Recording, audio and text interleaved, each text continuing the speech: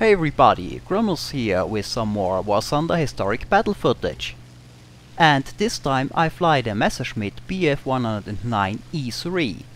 I think I will fly the German and Italian planes a bit more in general, simply because the waiting times are so much shorter for this tree. Well, let's take a look at the plane. From all the 109s currently in the game, the E3 is my favorite one. The 109 has a relatively narrow and thin wing, and for its time a small wing area. This of course leads to a comparably high wing loading, even though of course not as high as on later and heavier 109 variants. As always, the wing design brings with it its advantages and disadvantages. The high wing loading of course means the plane can't turn as well as its main opponents, the Spitfire and Hurricanes, which have a much larger wing area and therefore lower wing loading. But the small wing on the 109 produces less drag, making the plane faster and, coupled with its powerful engine, an efficient energy fighter. Since the E is relatively light though, its wing loading is still low enough to turn with heavier planes. The plane also has automatic leading edge slats, which improve the plane's handling a bit in high angles of attack, and that also helps a bit in a dogfight. Like many fighters of its time, it was designed as a short-range interceptor and has a great climb rate, a requirement to climb up to approaching bombers fast. Now, as armament, the plane has two 7.92mm machine guns in the engine cowling, and two 20mm MGFF cannons in the wings. I have to say though, compared with the single 20mm C30L cannon of the Heinkel 112 A0 I flew last week, the MGFF are a bit of a disappointment.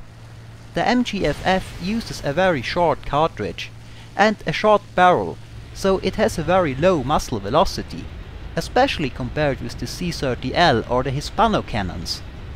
The low muzzle velocity means of course that more lead is required to hit the target, and hitting is more challenging, especially at higher ranges. Also, the low muzzle velocity means the armor-piercing rounds will be less effective. Usually autocannons with shorter and therefore lighter cartridges make up for it with a high rate of fire, because it is easier for the cannon's mechanism to load the lighter round. But the MGFF's rate of fire, while faster than the C30L, is still pretty low. Now, unlike the Bf-110 in the game, the E3 does not have the newer MGFF-M version, so it can't fire the mine shell high explosive round the German cannons were known for. The E4 version will have the newer guns, and the mine shells are both more destructive as well as faster, so the E4's armament should be noticeably more effective once it is introduced into the game. The E also carries only 60 rounds per gun, so you run out pretty fast. You will be using machine guns only quite a bit in this plane. Well, that's a bit of info on the 109 E3. Let's take a look at a few fights in it. Here we are on the hardest day map, and I am just about to decide what opponent to bounce when I notice a Spitfire on the same altitude than I am, so he has priority of course.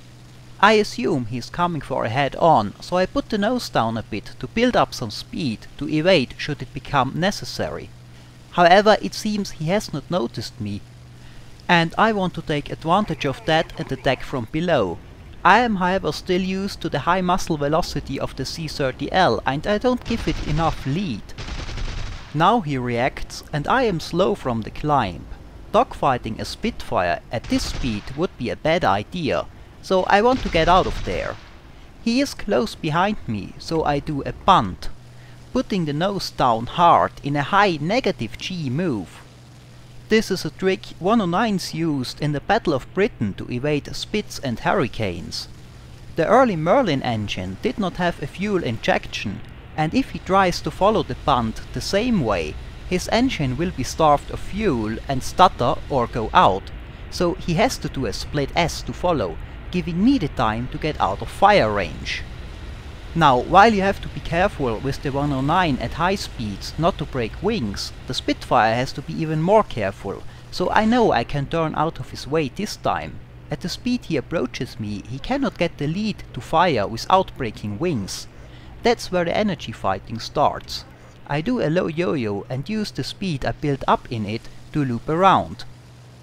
I don't waste energy trying to get shots here, but instead go right into another loop. And then another one. The loops become high yo-yos as my energy level drops, but the Spitfire's energy drops faster. And I start to gain the upper hand again. This pass is the last time that I don't try to take the shot. The next time I hope I can get a few hits in when he passes in front of my guns. But he changes direction before passing in front of me. But now I am fast enough that I can follow him directly. As he passes below me, I can go into a split S and loop down on his tail. My first few salvos miss, but eventually I get a good hit and he can't stay airborne anymore and splashes into the channel. After he went in, I notice another red dot on the minimap, and I look around to check what it is. It's another Spitfire behind me, but he is slower than I am. I fly straight a bit to gain some distance and altitude in case he follows. But he turns around right away to face a MC-202 that is doing a dive attack on him. So I do a half loop followed by a half roll to get back and use this opportunity to attack. After meeting the 202 head on, he passes below me and I can do a split S again to get on his tail to attack. And this time I get good hits in right away. The hits appear to cause some damage and I don't think he can really maneuver a lot anymore. But I don't want to take the chance that I am wrong, so I stick to the vertical for now, using my higher energy state. As before, I loop down on him, past him, and then I go up in a second loop to attack him from above the next time. By now though, I am out of cannon ammo. The 109 only carries 60 rounds per gun, so I have only the 2 machine guns left, and I don't get good hit on the next pass. But by now it is clear that the Spitfire is really too damaged to continue to maneuver effectively, and I don't need to stick to the vertical. So after the next loop I follow him and I get a few more hits with the machine guns, and then the 202 finishes him off. Well, that was a bit of action over the channel. Let's switch things up a bit and take a look at another fight on the snowy Corsoon map. After an uneventful first half of the match, I think there are not many enemy fighters left, and when a 109G approaches me with a LA-5 in pursuit, I move to intercept and help the G out. At first I assume the LA-5 is on its own, but there are 2 Yak-9s also coming my way fast. So what I want to do is to get the LA-5 off the G and maybe do some damage to it, and then dive away from the Yak-9s. That's the idea anyway. I follow the LA-5 and try to get in fire position while keeping an eye on the Yak-9s on the minimap. As we turn away from the Yak-9s again, my plan is to fire one more salvo, then do a split S and dive away. But just as I do my split S, the LA-5 does one also and stays in front of my guns. Since I figure the Yaks will have a hard time to follow us in the split S, I want to take the opportunity to try to finish the LA-5 off. Now it would have been the smarter move to stick to the plan and simply dive away, but sometimes when you have a plane in your sights, the bloodlust overrides your better judgment. Now I have one of the Yak-9s, a K, behind me. I figure if I just keep flying away, he might start using his 45mm cannon and get lucky. So I pull up in a high G move and initiate the dogfight, hoping that the G, which to my knowledge at this point should still be around, keeps the other one busy. But apparently the second Yak is also more interested in me. He does a pass on me, but luckily the grazing blow does no damage. but now that I started to turn, I am committed and I have to stay. I hope that the second Yak 9 has a hard time getting a hit on me, while I turn to try to finish the other one off, but there's of course no guarantee for that.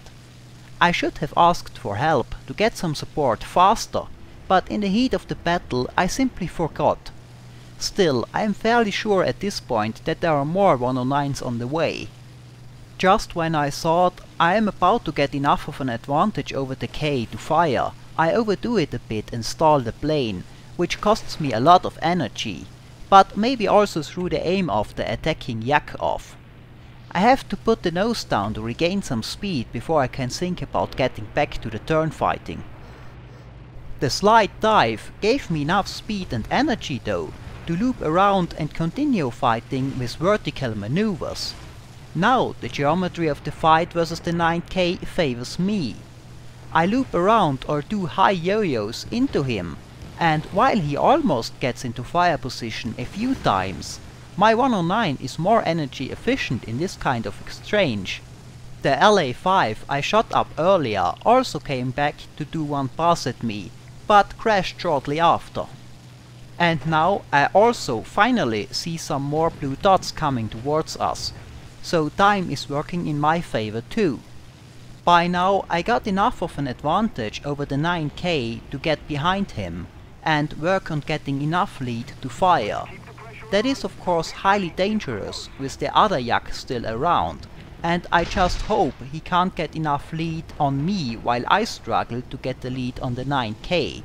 There is always a bit of luck involved in such a 2 versus 1 turret fight.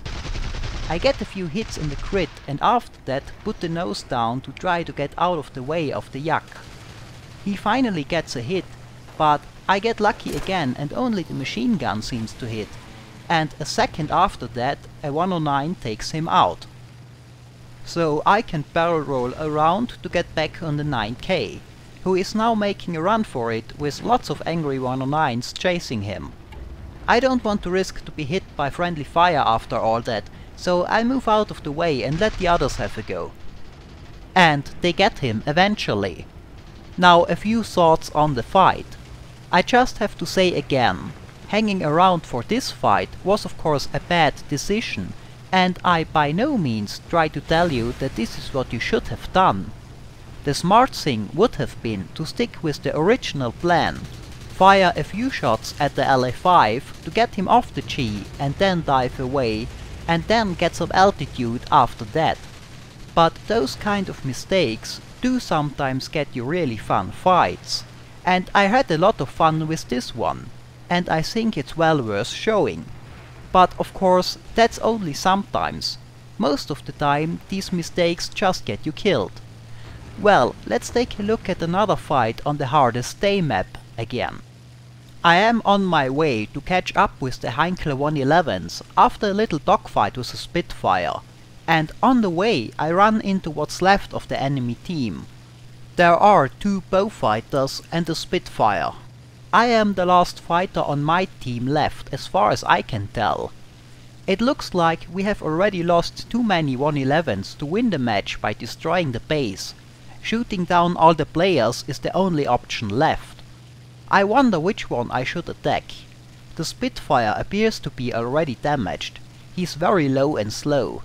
The bow in the front is too fast for me and I won't be able to catch up to him. But the decision is taken away from me anyway. The other Bowfighter is turning around to attack. I go up in the vertical a bit, and once he loses the ability to keep the nose up, I come down for a deflection shot, which hits the wings, and then I go up a bit again. I always try to attack planes with tail gunners when they are turning, as it reduces the exposure to the tail gunner's fire, but you can rarely avoid it completely unless the plane you attack is much slower. That is not the case with the Bowfighter, which is very fast and maneuverable. On my next attack I hang around a bit too long behind him, and the tail gunner gets a hit in. I get a few hits too, but now I am running out of ammo for the cannon, and the machine guns are not very effective versus the Bowfighter. It seems my fighter took some damage from the tail gunner, so I'm probably on the clock and I have limited time till my engine starts to take damage as well. But the bow is also trailing smoke and he is getting slower, so I hope I damaged him enough that he can't make it back to the airfield, and he in fact does crash before reaching it. The next target is the Spitfire, and while I have only machine guns left, the Spitfire does not appear to be in a shape to put up a fight.